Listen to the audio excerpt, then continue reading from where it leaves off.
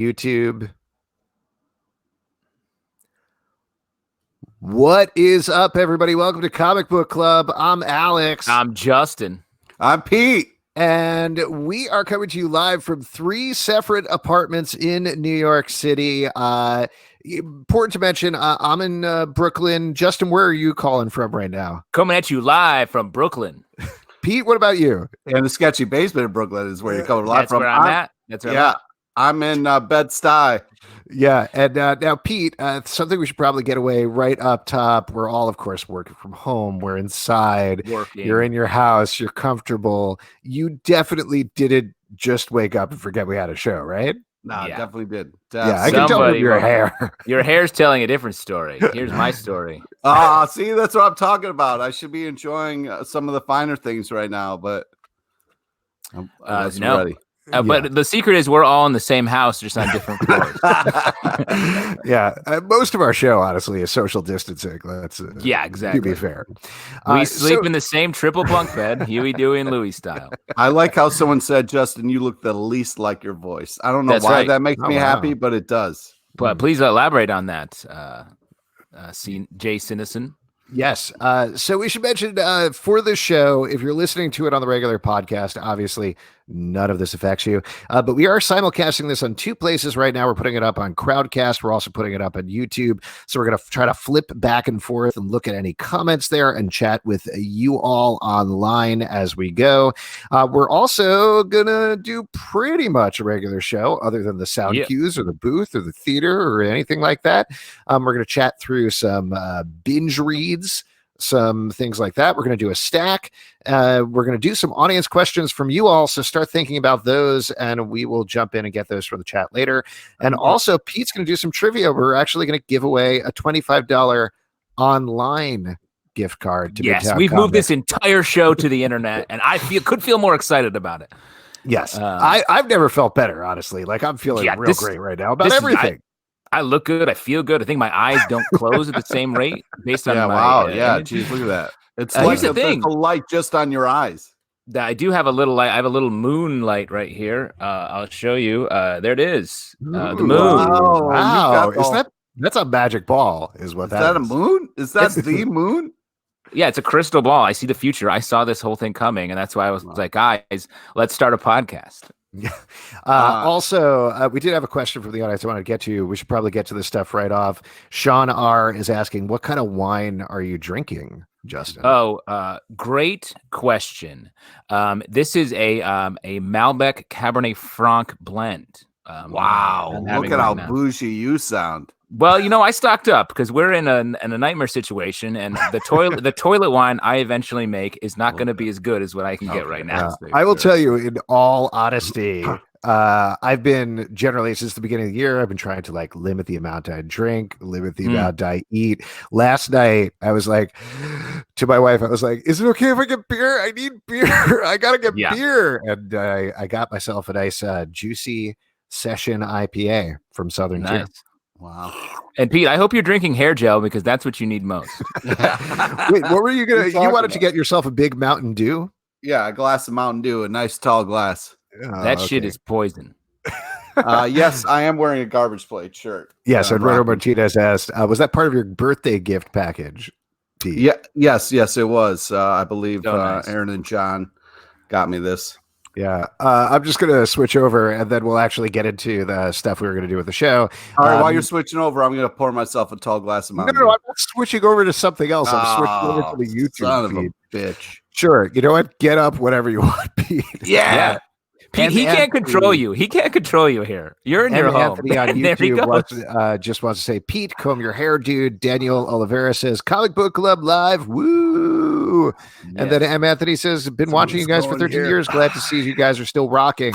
I don't know about rocking, but we're definitely here. Get more like acoustic rock at this point. Did you also just take out your headphones, Pete? Oh, God. This is... Go. I don't know if we can do this.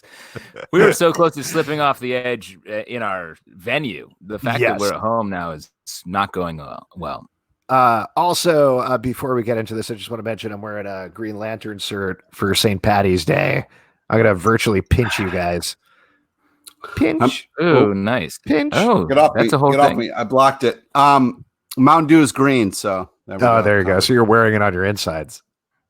I get it. And that's where it'll stay for the rest of your life because you just got poisoned.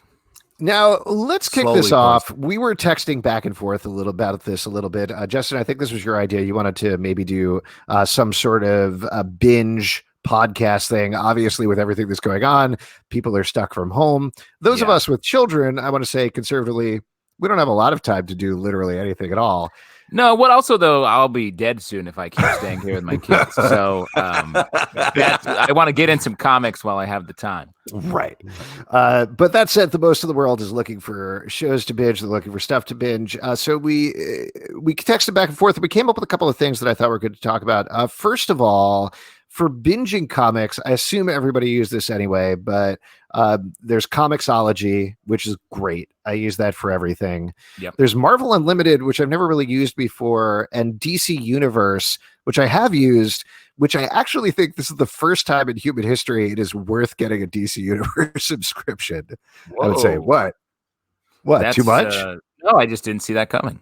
Yeah. No, because like the deal with the DC Universe subscription was they didn't have enough original content. Doom Patrol is awesome. The Harley Quinn animated show is awesome. There's a lot of fun stuff that they have on their animated series and other things like that. But the animated stuff alone would be worth it if you put Batman the Animated Series on there. Well, I think that for binging, but it also has a ridiculous amount of DC comics to read and full runs of DC comics, which is why I say like it is legit worth it to get a DC Universe subscription right now.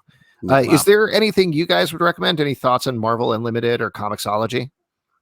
Yeah, I mean, I think it just depends on what you want. I think because the thing I want to talk about was getting into some titles that would really serve and feel good to read in this time, whether it feel bad good or just good. So I think you just got to chase the title down or wherever it is.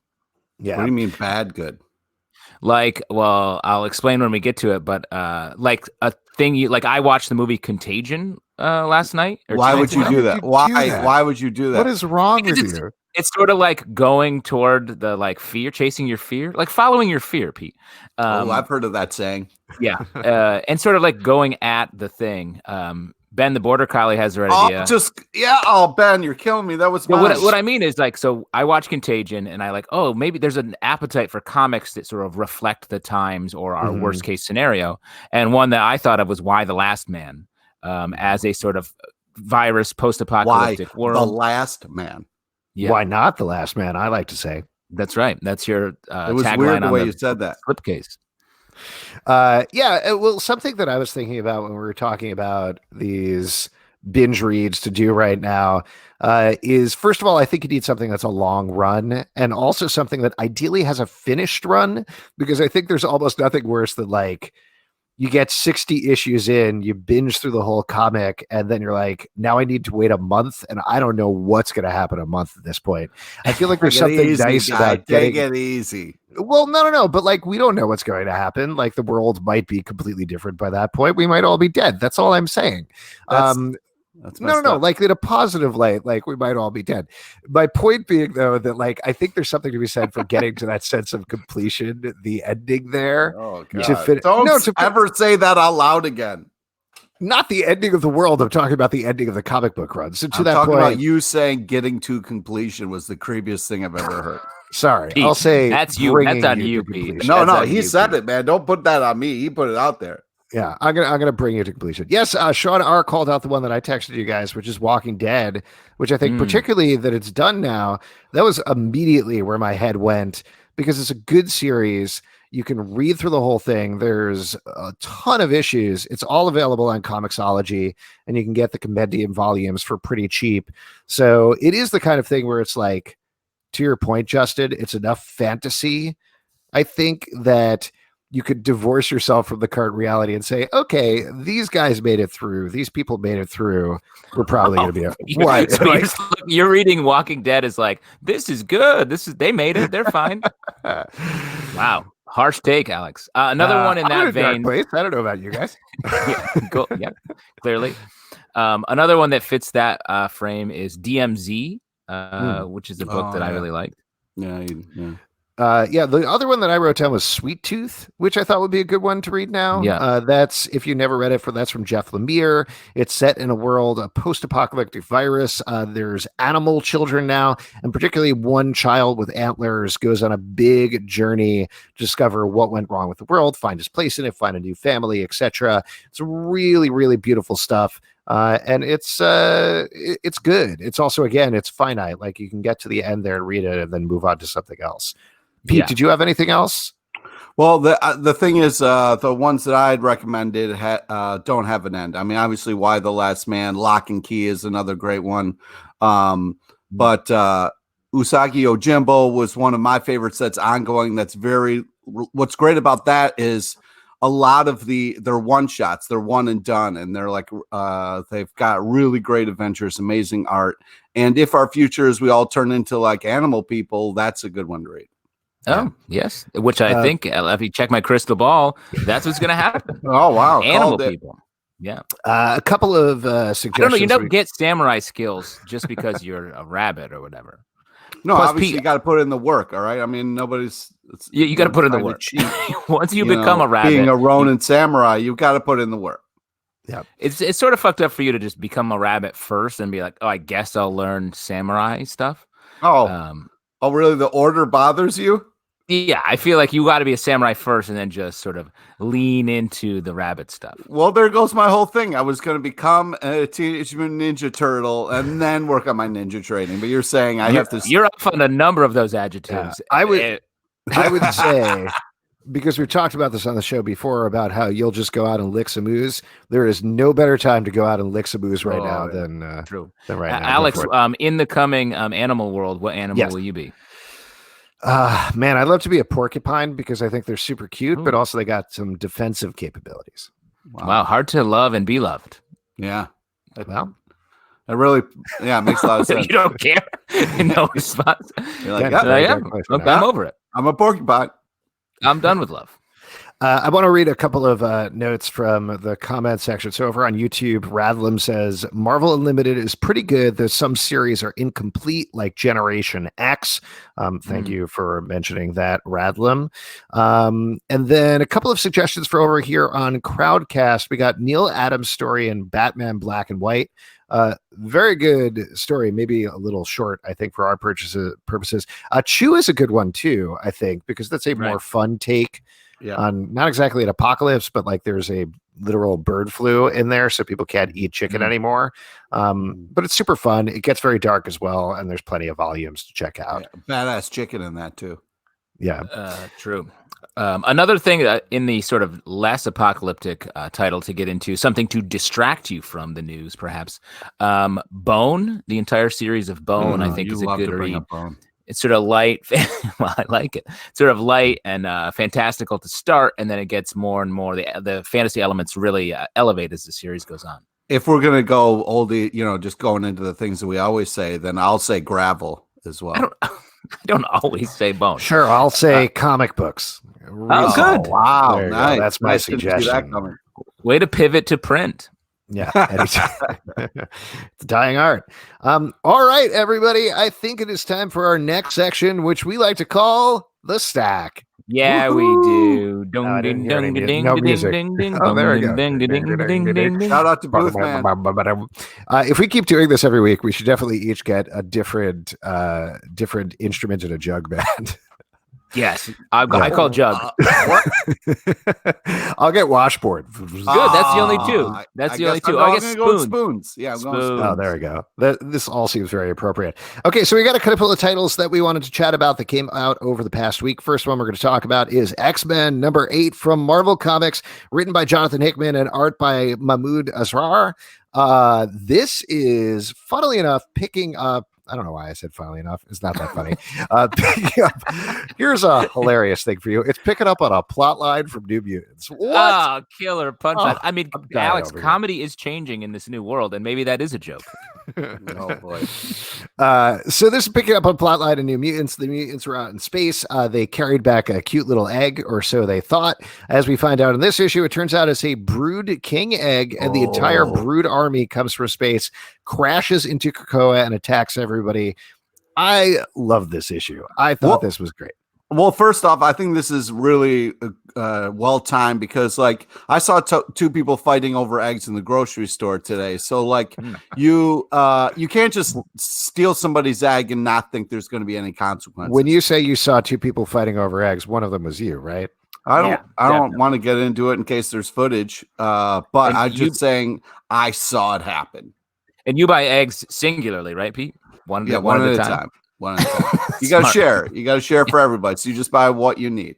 That's good. 1.5 eggs. Little point of clarification from Comic Book Poser over here in the chat. Was Hickman writing the space line of New Mutants and not the Nebraska stuff? It would make sense as a crossover there. Yes, he was writing that, and it was, I think, 2 issues of that, and then 2 issues of, I want to say it was either Ed Bryson or Robbie Williams. I honestly don't remember which one writing the farm stuff. Bryson, I believe. Ed Bryson. Okay, there we go. What'd you guys think about this issue? I thought it was great. I love the Brood. Great villains. And I was really happy. Oh, go ahead. The idea of bringing an egg back from space and being like, yeah, no consequences here. That's where I call into question the New Mutants' judgment here. Yeah, I mean, I really liked that little glasses Brood guy. I hadn't seen him. Yeah. Brew.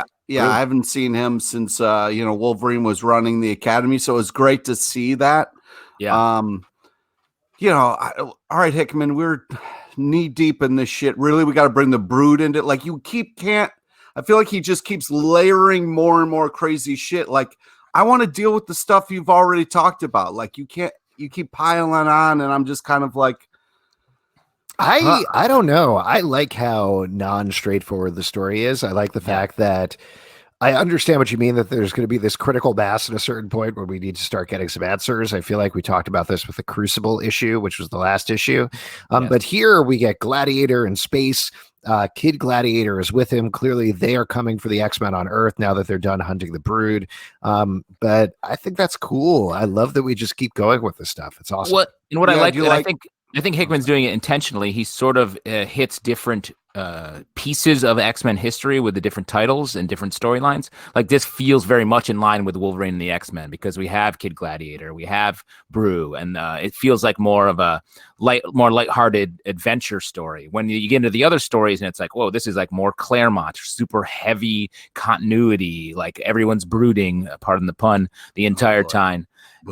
So it like, I like the way. Really good pun, by the way. Thank you. That's what is called a joke in the future. Like you did. I don't know. Funnily enough, not familiar. Sorry. So I do think it still works, and the way the world works now is always more things happening at the same time. Like today's St. Patrick's Day, still quarantine, and also a primary day. That's a lot in our continuity. That's a lot of stuff. I think Hickman's writing our continuity. That's the fucked up thing. I don't know, man, because like there's so much shit going on, and then you're going to focus on like people being hung over on couch. There's so much to get to that you set up. They're just like people why is passed that on your the issue? couch. What? Gabriel Summers. It's not like they fight all the Brood and the climax is that they're hung over on a couch. That's where they start, and then all this stuff happens to them. Cool. Yeah. It's like if let's say you had to do a live show when you were quarantined in your own home, and instead of remembering to do it, you just fell asleep and suddenly woke up and drunk a bunch of Mountain Dew. Roasted. Yeah, great. But I'm just saying that, like, I don't know, man. There's just so much, and he's losing me fast with this shit, and I want him to either deal with some stuff or whatever. But great, amazing, cool. You changed X-Men, great, awesome. Please deal with the shit that you have set up. Nope. There you go. The gauntlet has been thrown, Mr. Hickman. Moving on with it. Dire Wraths #2 from IDW, written by Chris Ryall and art by Luca and Andrea Pizarra.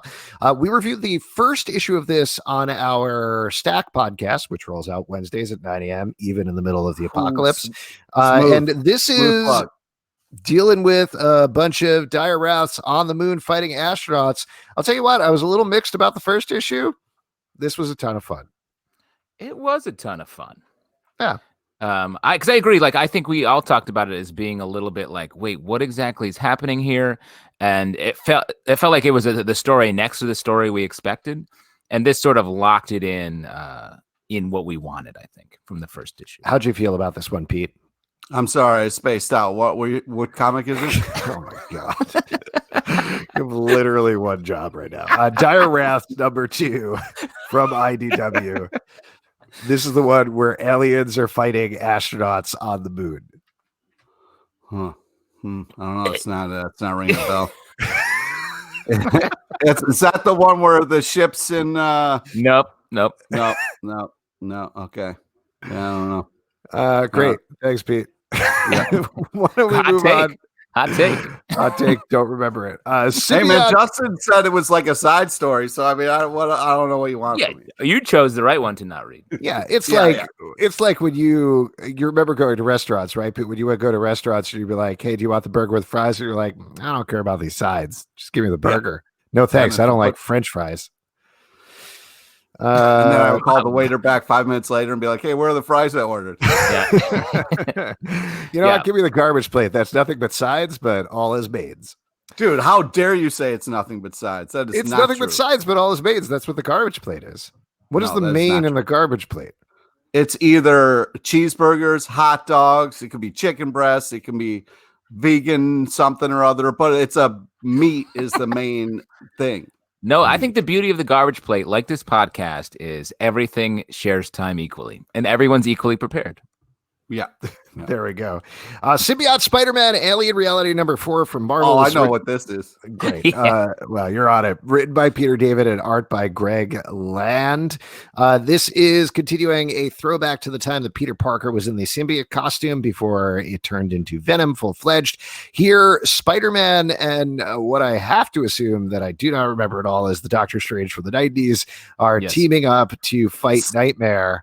It's sensitive ponytail Doctor Strange. Yes. Oh, homeless Doctor Strange, says Comic Book Poser.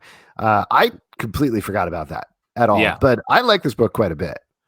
I feel like it was what movie? The Fisher King. I feel like it was whoever was writing it had watched the movie The Fisher King and was like, what if it was Doctor Strange? And then that's what it was. Oh, weird. For That's a while. crazy. I mean, very weird title. It's written by Peter David, I believe. Mm-hmm. Yeah. Yes, it is. So he's just like wheeling around doing donuts in this part of the Marvel universe that no one really cares about, I feel like. And it's fun. That's what I like about it. And he can get caught up on his like little tropes in the way he writes, but he's still a great writer, I think. And he's really having fun with all of these weird parts that we've forgotten. Yeah, I think it's very creative, and I appreciate the fact that this is like a side, like, hey, this isn't normal continuity. We're just kind of having some fun, and like the fact that all of a sudden you like sides, Pete. The fact that the way they dealt with like the dream versus nightmare stuff was really cool, and how that kind of evolved on the page. And J. Jonah Jameson that was great. That's worth the price of admission. Very cool. I mean, that was badass in such a great way. And like you said, fun. And not sometimes when it's Peter David, it's a little bit more serious than fun. So I was really kind of impressed. Really? You think he goes more serious? I mean, I know he's done serious stuff, but this felt very vintage Peter David to me. Yeah. It feels like 90s Peter David, his epic Incredible Hulk run. Another great binge read if you're looking for something fun and full on in the superhero pantheon universe. It's just it really reminded me of that.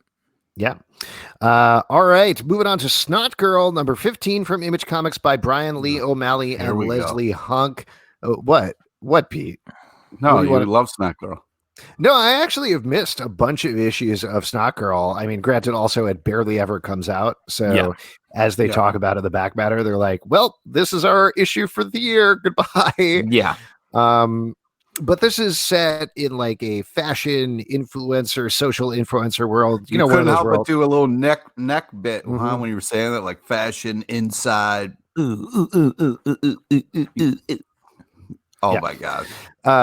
Yeah, Your you know, dad like voguing a right now. fantasy world that doesn't exist anymore where people talk to each other and get together.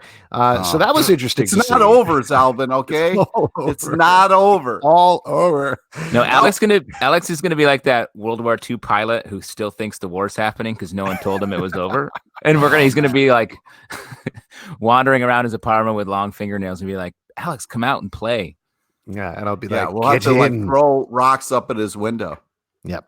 Yeah, so this takes place in this fashion influencer world. There is the main character is really only known as Snot Girl. She has a lot of allergies, but also is a social influencer who doesn't really understand what's going on most of the time. There is a mysterious girl she's in love with. In this issue, she ends up going to a wedding and kind of messing things up a little bit.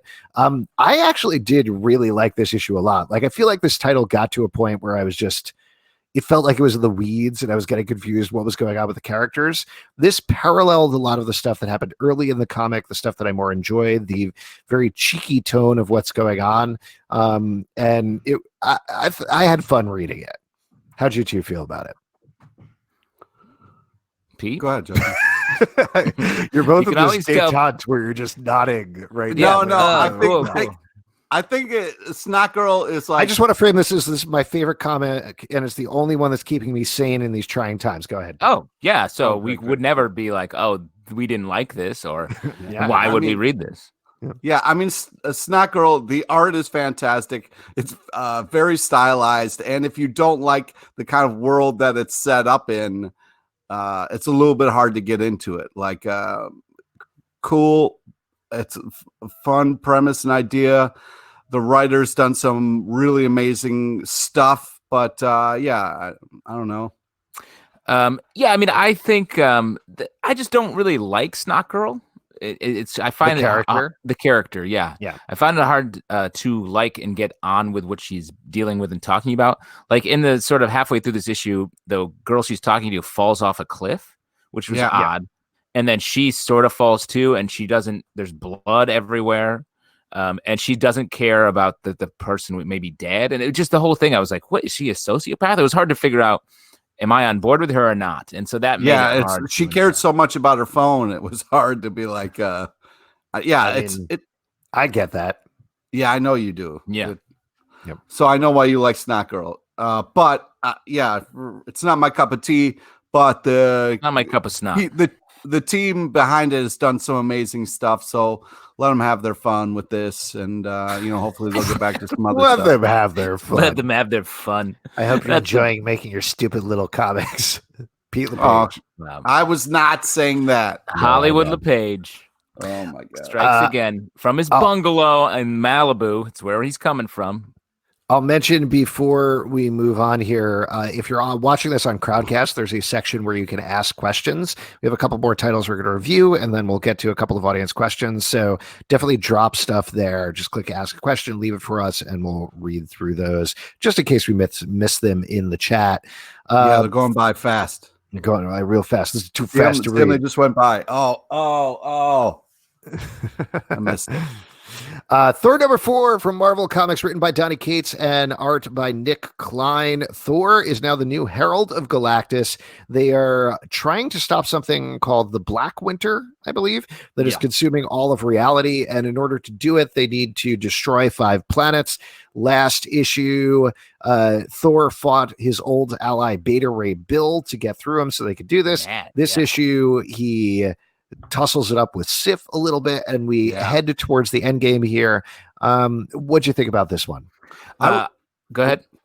I really like this. I just think that the interactions he has with the different people is great. Like Sith, it's kind of like a little bit of like a brother-sister feel. Like even though they're disagreeing, they're still listening to each other, which I really appreciate. It's not just like me fight, disagree. So I appreciate like that kind of stuff, even though there's a huge thing going on. And I also really liked how Thor, instead of like freaking out or raging out at Galactus for what he did and what he did to those people, like the way he was like, we're going to, we've got some shit to do, but afterwards we're going to settle up about this and I'm not forgetting. And you can't say enough about the art. It's really cool, especially like the whole thing with the hammer and the glowing and all that stuff. I think this is really a great book. Yeah, they should have Thor use a hammer more. I think that would be fun. That's fun. Yeah, get him something to like a tool to really use to throw around. I like this a lot as well. A couple things in particular. The scene where where Mjolnir lands in front of Loki and then Loki picks up the hammer. That was really interesting. That was cool. That was interesting. Donnie has done that a couple of times in this title so far, where he'll have weird things happen with Mjolnir, and he'll be like, but that's a story for another time. Yeah. And I love that very, not to keep using the word cheeky, but very cheeky way of just like, you know, this is coming up. There's something beyond this arc, and we will get to that at some point. It's fun. I also thought it was interesting that Galactus is fighting the Galactus from the Incredible Hulk movie as sort of the big bad at the end of this. Just for fun. I think you mean Fantastic Four: Rise of the Silver Surfer. Right, sure. That's what I mean. They're different movies, I think. Are they? I'm not 100% sure. I don't know. But yeah, this is great. Next one to talk about for Ronin Island, number 11, written by Greg Pak and illustrated by Gianni Milo Giannias. Good. Nice job. Primo. Killing it. I'm going to use sigh in the middle of trying to pronounce it. Milo, I give up. Anyway, art is great on this title. I'm sorry. This takes place in a world where there's these Ronin, there's these samurai, and there's these undead monsters that are terrorizing them, / they are using sometimes for purposes. This is the second to last issue of the book, which is a bummer, but the action in this is great in particular. I just love the way Greg Pak is kind of dealing with a lot of things at once. He's dealing with this girl hanging on to her values, as well as how the kind of way things are run and the island that she is on is being kind of like forcing her to make tough decisions. And like the way this ends is so powerful. You don't see it a lot in comics where it's not like, hey, we won. Yay, we're kicking butt. It's like she walks away shaking her head like, I hate you. I hate what you've made me do. I hate how you made me try to grow up in this awful time. And I think it's really cool. Greg Pak is a great writer. You like that she's having a hard time?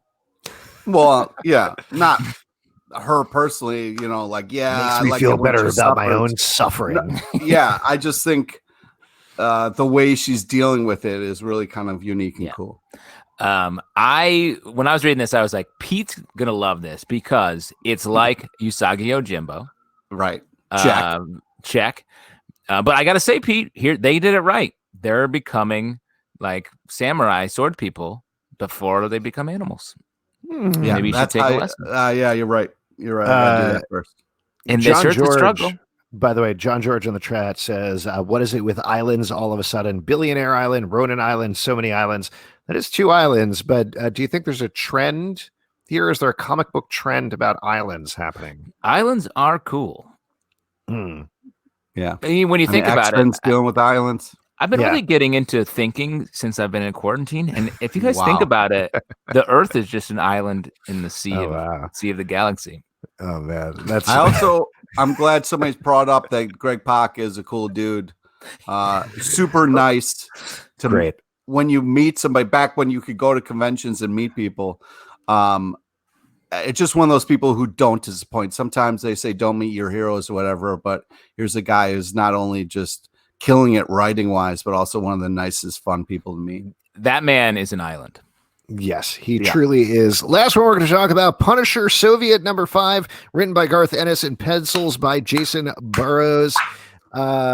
Pete, make the finger guns. Let's talk about it. What's going on with ye old Punisher, Mr. Frank Castle himself? Pete, did you just shoot a bunch of villains above your head because you're the Punisher? Yeah.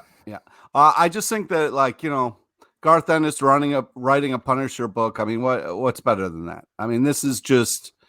I don't know. No coronavirus. Okay. They are related. They are related. Alex. Touche. Okay. I'm pointing at Alex because Alex is over here and Pete's over here. Other than that, This would be good if we ever need to vote for stuff. We can just be like, I agree with Alex. Wait, how do I agree- do it? I Only agree you with can Pete. vote then. That's right. That's the way I You're like it. I only vote for Justin. What's I weird agree is with- you're saying I agree with Alex, Is but you're Pete pointing this to way? me on my screen. Oh, Does interesting. it loop back Yeah. around? I'm pointing at Alex. I'm pointing at Pete. Oh, really? No, that's Yeah. reversed. That's reversed. Oh, on mine. no. I'm pointing at Justin. Now I'm pointing at nobody. Wow. Good. This is stupid. Yeah, I hope you're all enjoying but- this on the audio podcast. I just think this is a fun story, and also I like the way his quote unquote kind of friend met his demise in this issue. It's Just I think going it's out great. there with that spoiler, bud. It was cool, I will say. I won't Yeah. say exactly how it happened. And so in this continuity, the Punisher fought in Desert Storm, or I guess in Afghanistan. What are we saying here? I don't know. The streaming wars, I believe. Interesting. Now, Yeah. I think is there a Punisher that comes out of every war, Pete? How the fuck do I know that? It's just interesting how he's shifting. Yeah, he was sure. Yeah, they tried to update it for the times. What are they going to do with the Punisher when there's no more war? Hmm. He can I've been doing a finally lot of stop killing thinking people. in quarantine as well, so I got a plan. I got a plan to get rid of war. Pete, have you been thinking in quarantine? No, I've been living in the Sleeping. past in quarantine. I've been blasting like 90s hits and playing Nintendo like I'm 12 again. It's kind of crazy. Oh, that's nice. But that's not much different than your regular life, I believe. Yeah. Well, I haven't dusted off the old Nintendo in many, many years. Nice. Did you blow in it? Did you blow in it to get it working, Pete? You have to. Did you- That's how they- Did you blow on it to completion to get it to work? Oh my god, you guys are the worst, man. And that is it for the stack. Yeah. And now it's time for my favorite section. It's my favorite section because you all make it up. It's your audience question. All right. And we got a couple of them. First, I'm going to read through some comments here over on YouTube. Mark Carrillo says, shout out from Cali. Thanks for doing it, guys. Love all your podcasts. Oh, I love you back, Mark. That's very nice. sweet. And Thanks, JR says, Ireland is an island, which is correct. Accurate. There We you can go. if that was a question, I can say officially yes. Yes, there we go. So we got a bunch of questions. This is the first time that I'm doing this. Oh, this is interesting. The questions get votes and things. Fascinating. All right, this is one from John George. We're going to start answering it. Pete, what is the picture behind you? Ooh. That is the mysterious. Murder Falcon Page. piece of artwork. Yeah, page Original. that I have that is like that was gifted to me on my birthday. That's nice. And that was gifted to you by John George. So it's a bit of a leading question. Yeah. Well, someone had asked in the stream, but he was just Oh, putting okay. it in I question see. That's mark. very nice. Still giving. And Aaron, Pete. it wasn't just John; it was Aaron too. Don't cut out Pete, Aaron. this is the next question is what presents have I given you that you've like? No, I'm kidding. And this is from Jay Sinison. Hey, Justin, is the Starman quiz phrase compared to you? I'm Chris Isaac. No, but Come that's on, Justin. This is taking forever. that's not taking forever. The clues I laid out the clues. That's true. You have. I You have to play back the tape. yes. I think we could mention this just because this is obviously a weird, different show that we're doing online here. But we had a couple of different quizzes. Pete did a Punisher quiz. I did a Cypher quiz. Now you have a Starman quiz that needs to be unlocked. Is this something that can still be unlocked in this situation versus live in the theater, or is there anything different? Yes, of course. It's a key phrase. I'll give it one more factor to it. It is 3 words. And earlier I had said each of the words in our review section of the stack in the episode I mentioned it on, and I'll throw it out now. I will say those 3 words at some point in the show, separate from each other. And if you're listening and can put it together, it's a Starman related phrase that if you've read the books will make sense. Damn it. All right, there we go. Hey, can I, Justin? You remember what I said when I tried to get the quiz? What'd you say? I'm asking if you remembered. No. Because I said some things after I Googled Starman, and You said some things? Yeah, I said some Like things. some I was fucked just up wondering things. if anything that I Congratulations. said was in there. Nah. That's what I was trying to. I don't give remember, people but a you hint. can say what it is. I promise you, there is a lot of some people saying there is not a Starman quiz. There is a quiz. I'm not lying about there being a quiz. Yeah, having a quiz is easy. Pete does a quiz every week. It's not like it's. Come on, man! Don't on. cut me down. Come on. By the way, I don't want to get back to the pointing thing or anything, but I'm looking at the YouTube stream and I'm in the middle. What's going on here? This is all very Justin's weird. in the middle on my screen. Oh man, the That's internet is crazy. Truly. Nelson Martinez, by the way, on YouTube says, "Yeah, shout out from Valley Stream LI. Looking forward to seeing you at the pit. Yes, very much so. We hope to see you all live at the pit very soon. Please. Here we go. This is the pit next should one. be your destination. You should make it there. This is from Comic Book Poser. The question is for Pete. Given that we've seen Krakoa eat one island and fuck another, what is one island you do each of the above with? Ooh, One Mary island, fuck, Mary I'd fuck eat, and kill one island. Yeah, I Mary fuck. fuck kill for islands, but fill in your own.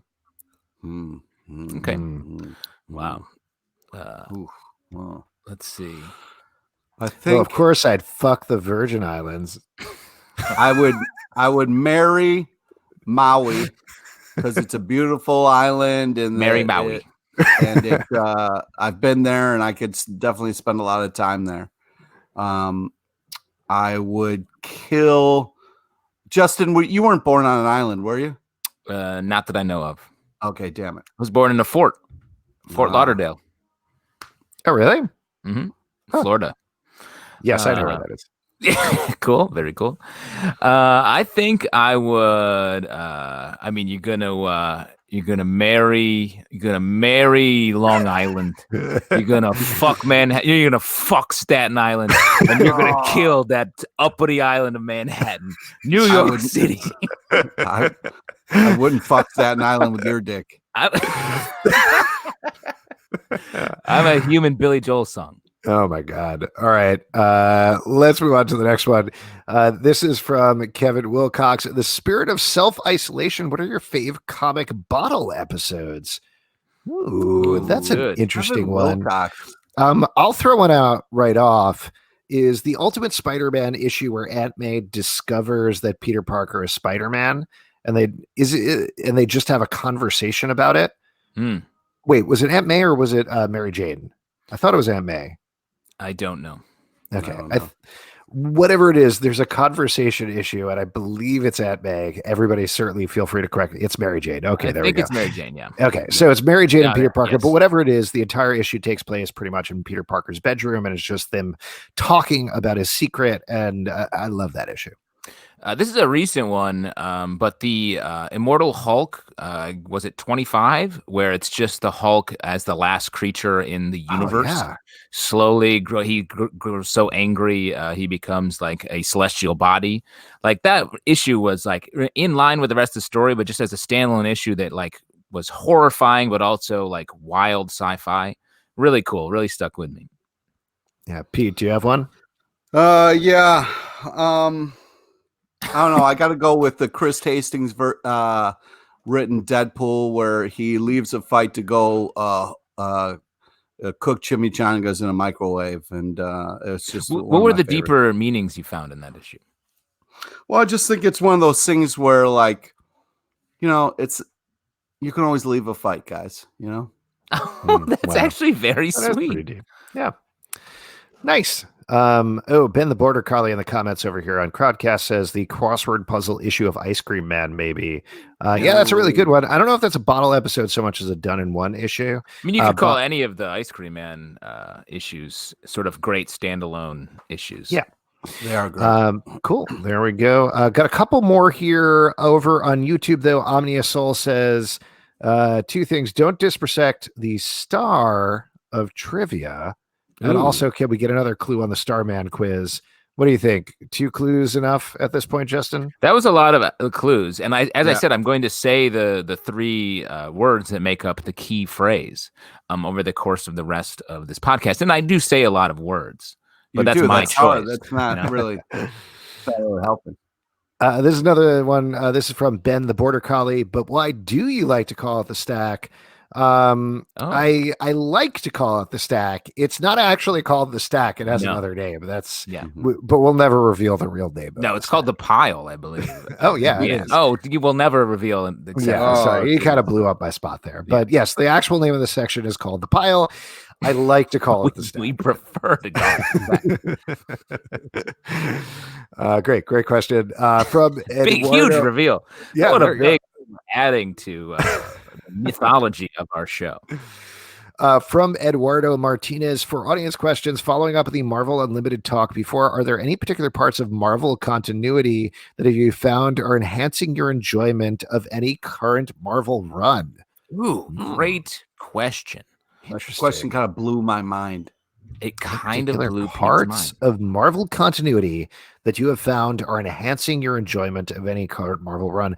I mean, we talked about this on the stack, but well, actually, we didn't exactly talk about this on the stack, but we were reviewing Decorum, the new Jonathan Hickman book. And Justin, I believe you were saying that you like the fact that it's him unfettered, that it's him out of any continuity. Hickman out of any continuity. It's him playing with big sci-fi concepts, but it doesn't have to have Apocalypse or Cyclops or anything like that. Yeah.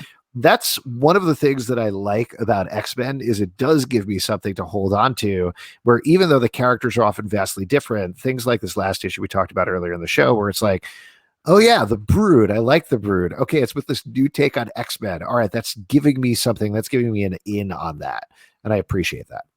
And we should say for our podcast, the stack, we call it the stack, but we like to call it the pile. Yes, ironically.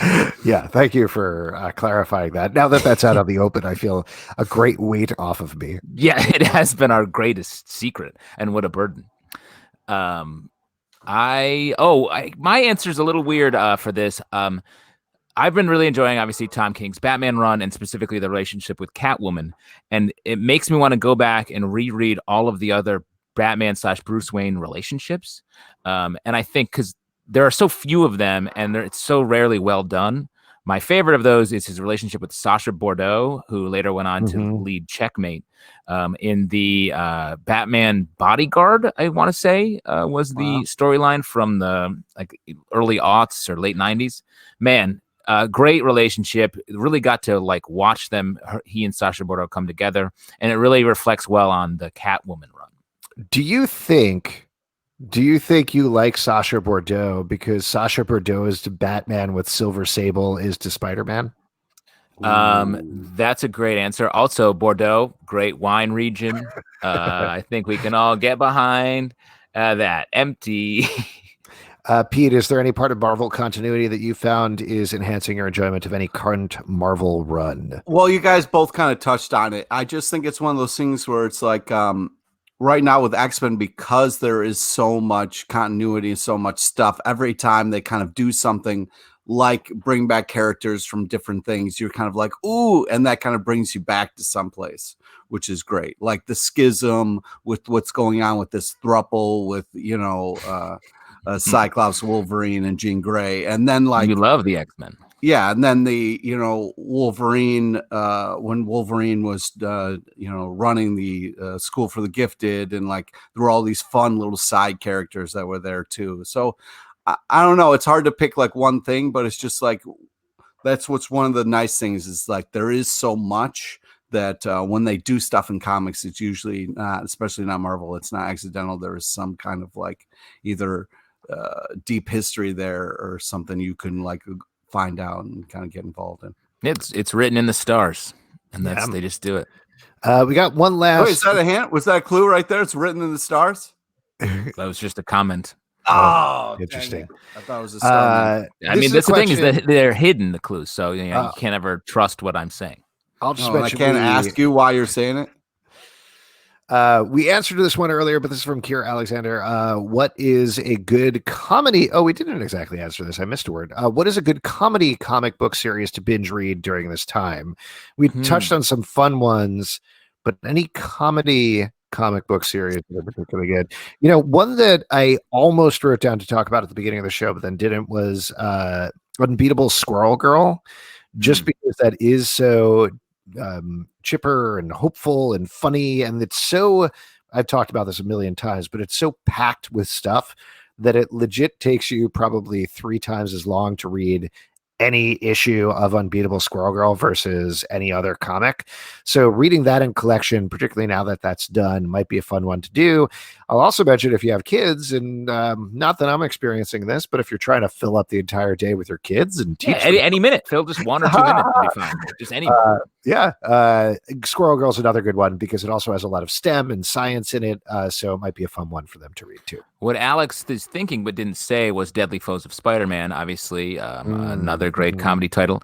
I want to throw out The Flintstones, written by Mark Russell, was very fun and funny. And a throwback way to the mid or early to mid 90s, the Slapstick Limited series from Marvel, about the character who later has come back as part of a team that in the Deadpool books. And he's sort of a wild clown with magic gloves. I had mentioned earlier Deadpool, but also there was this really funny book called Book Hunter by the math genius Shiga, and it's very funny and really smart. Yeah. A couple of other quick suggestions from the chat. Next Wave, which is great. Chip Zdarsky's Howard the Duck is so much fun. Those are both from Ben the Border Collie. JMC Hammer says Crowded is really funny. Definitely recommend that as well.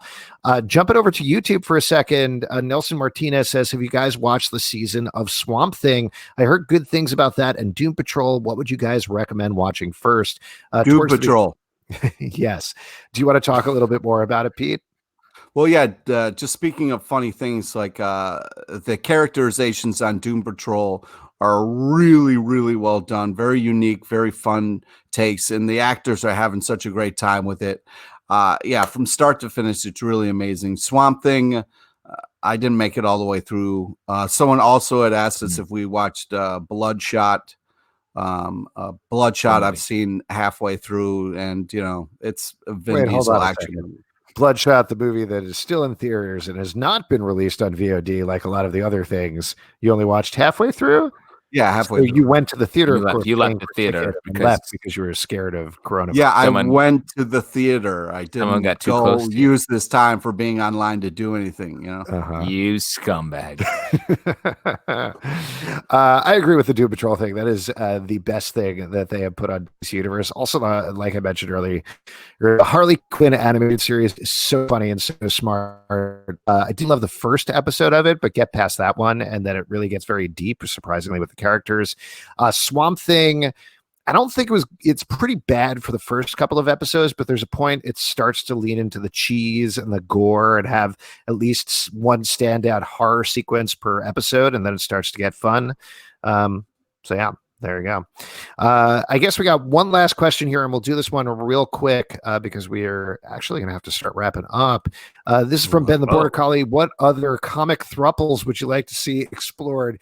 Pete, this is your area of expertise. I'll go to you first. What do you want to see? Oh, wow.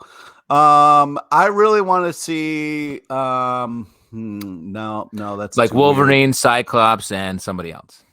Nope. No, I don't want to see those. No, I was thinking more like Evil Beast and the Diamond Queen there. What's her name? Snow. Emma Frost. Emma Frost. There we go. Oh, okay. Dark Beast and Emma Frost. Emma Frost, Dark Beast. I gotta be honest. Sometimes, Pete, every once in a while, I'm like, is this Pete from an alternate universe who's never actually read comics? Because you come in with something where it's like, this is a character. This is Emma Frost. You've talked about her a bunch of times. I have. Don't seem to know who she is. You've never had a thing where you're talking about something and all of a sudden the name just goes out your head. You're just like, I remember everything all the time. Yeah. Never forget everything. Whoa, look at that hand. But don't point at me like that. You fucking lucky you're quarantined right now. Come and get me, Pete. Wow. Come and get me. Wow. Yeah, Pete, we can challenge you to any sort of fight and you can't leave. Wait. Justin, do you have a thruple you'd like to see explored, or should we? Let's see. Spider-Ham, Spider-Man, and another Spider-Man. Great. I'd love to see Spider-Ham and 2 pieces of bread. The good All throuple. right. Thank you all for your questions. Now, I got to be honest, I have no idea how we're going to do this, but we're going to move on to trivia. And for that, we're going to turn it over to Pete LePage. Pete, how do you want to run this? Do you want to be like first person into the chat? Do you want to just choose somebody from who's on here? Oh, man. Well, we had a couple of people just say me immediately. Yeah. And also someone said hashtag Team Pete, which is not a hashtag we use. We don't use that. Well, I would like to start using it. So I'm going to go with it's usually first hand up, but first in the queue. So it's me, a hashtag Team Pete. Comic book poser wins. Nice. All right. And, there we go. So you have to do the quiz. The quiz, Pete.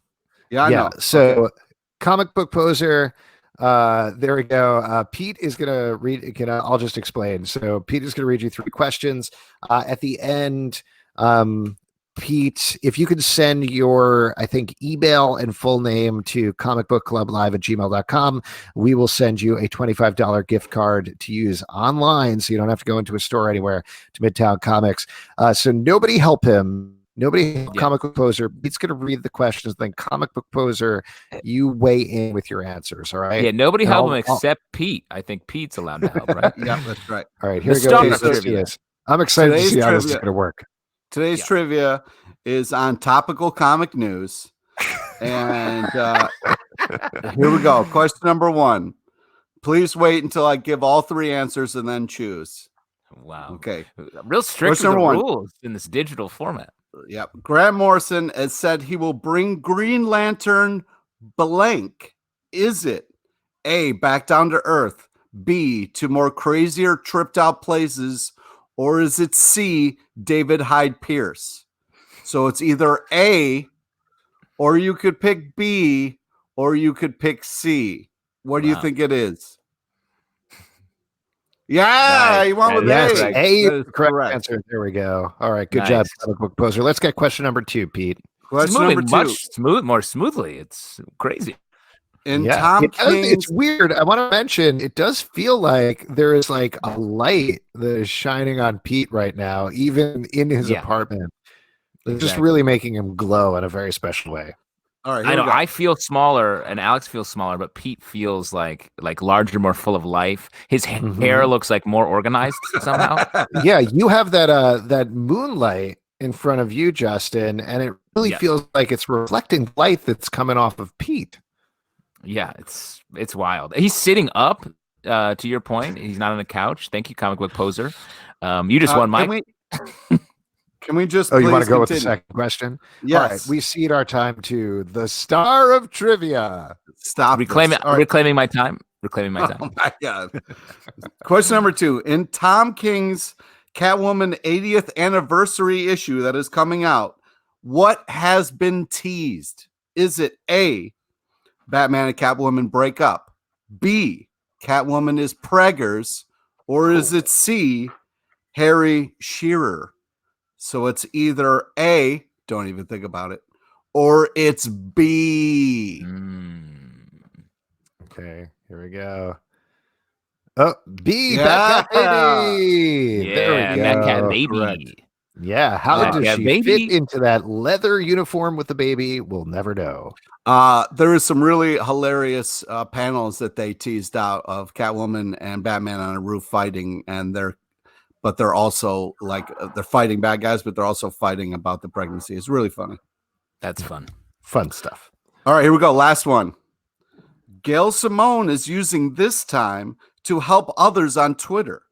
She is using what hashtag for lessons on writing comics? Is it A, hashtag comic school, B, hashtag free comic lessons, or is it C, Jeff Bridges? So it's either A, if you would like $25, or you could pick B or C. A and the Fisher King. Wow. Wow. Confidence. Oh, man. Is that right on both counts, Pete? That is correct.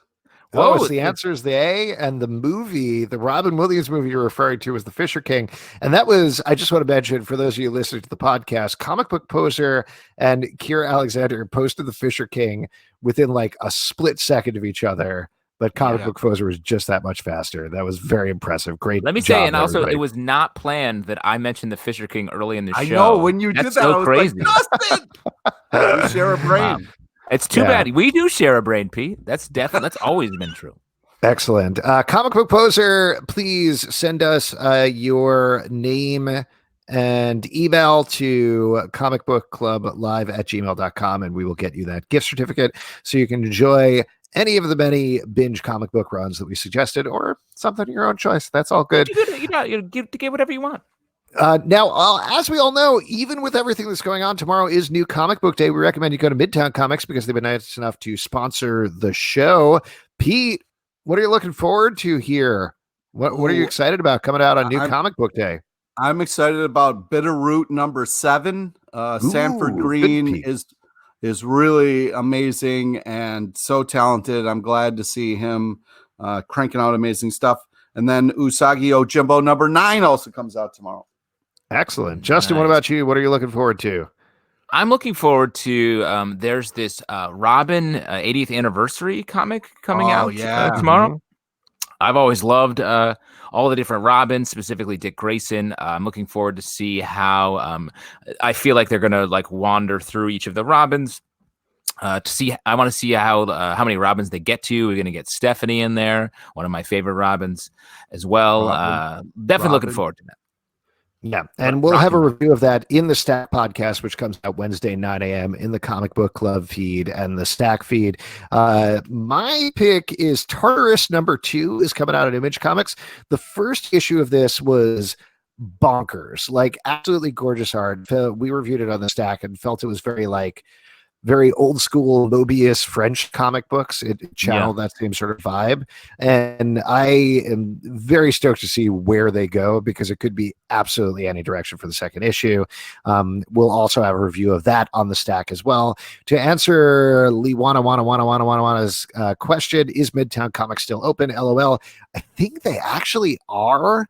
They're having massive sales online at the same time. Yeah, though online store's open. Yes. But yeah, I think yes, she says go online. Yes, definitely go online. And Justin, do you agree with that Tim Drake is the best Robin? Jay Sinison says Tim Drake's the best Robin, or at least the most Robin. I definitely agree with the second statement. He is the most Robin of all Robins. Damien's my favorite Robin. Interesting. And I don't quite understand this, but over on YouTube, Finn the Ape says Robin in under quarantine. Sorry. Robin's under quarantine. Oh, Robin's under quarantine. Yeah, he probably is. All of you, thank you so much for watching. Thank you so much for listening. We really appreciate it, whether you are on Crowdcast or YouTube or you're listening to the podcast later. Obviously, this is going to be going on for a while, so at least until the end of the month, every Tuesday at 7 p.m., instead of doing the live show in the pit, we are going to do it right here, simulcast from Crowdcast to YouTube. We do hope you join us. We're going to neaten this up a little bit and release this as the audio podcast as well. If you want to support us, patreon.com/comic book club. Also, we do this live show here to the internet at 7 p.m. at least at the end of the month. iTunes, Android, Spotify, Stitcher, or the app of your choice to subscribe and listen. comicbookclublive.com for this podcast and more. A lot of our podcasts, the Riverdale podcast is actually off for a while. Katie Keencast, our Katie Keen podcast, goes up Thursdays after that show. Also, we are finishing up our Lock and Key podcast, Lock and Key on Lock, so definitely check that out as well. And again, we cannot stress you enough. Thank all of you so much for watching. Thank all of you so much for listening. I hope you all are staying safe out there, washing your hands, having a good time inside. We're going to try to do this as much as possible. If you have any other ideas of stuff you want us to hit or cover, I mean, we have time to do a light amount of research. The barest minimum. Jason Nisson wants to know if Alex is going to tell me to buy gold. You know what, Joe? Not this week. Thanks, everybody. Have a good night.